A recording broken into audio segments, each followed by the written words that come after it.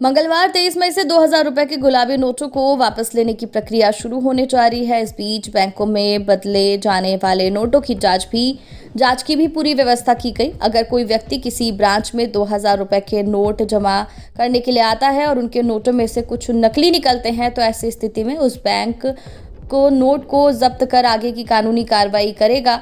इन नकली नोटों पर आरबीआई की एक मोहर लगा दी जाएगी, जिसके बाद ये रद्दी के समान हो जाएंगे। भारतीय रिजर्व बैंक की ओर से कहा गया कि बैंक में बदलने के लिए आने वाले सभी 2000 रुपए के नोटों की बारीकी से जांच की जाएगी। इसकी सटीकता और वास्तविकता का पता लगाने के लिए नोट सॉर्टिंग मशीनों के जरिए इसे सॉर्ट किया जाएगा।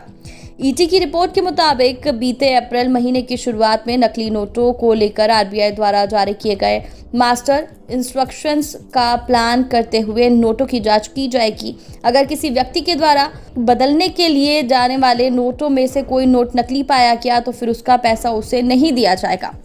आरबीआई द्वारा नकली नोटों के संबंध में दिए गए दिशा निर्देशों के मुताबिक बैंक के काउंटर पर ग्राहक की ओर से बदलने के लिए दिए गए 2000 रुपए के नोटों को मशीनों के माध्यम से जांचने के दौरान अगर इनमें से कोई नकली निकलेगा, तो इस पर बैंक फेक करेंसी की मोहर लगा देगी और उसे जब्त कर लिया जाएगा। इस मोहर के लगने के बाद ये नोट रद्दी कागज की तरह हो जाएगा। इस तरह के हर नोट को एक अलग रजिस्टर में रिकॉर्ड के लिए दर्ज किया जाएगा।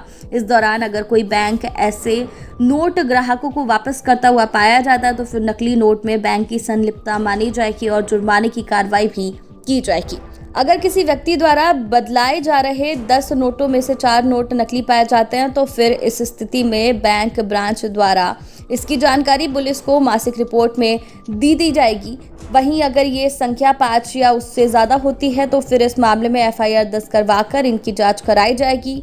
इसके साथ ही मासिक आधार पर दर्ज की गई इस तरह की एफआईआर की कॉपी को बैंक की मेन ब्रांच में भी भेजा जाएगा। ऐसे में नकली नोटों को लेकर किसी भी परेशानी से बचने के लिए आप खुद से इन नोटों की पहचान भी कर सकते हैं। ऐसा करना बेहद आसान है।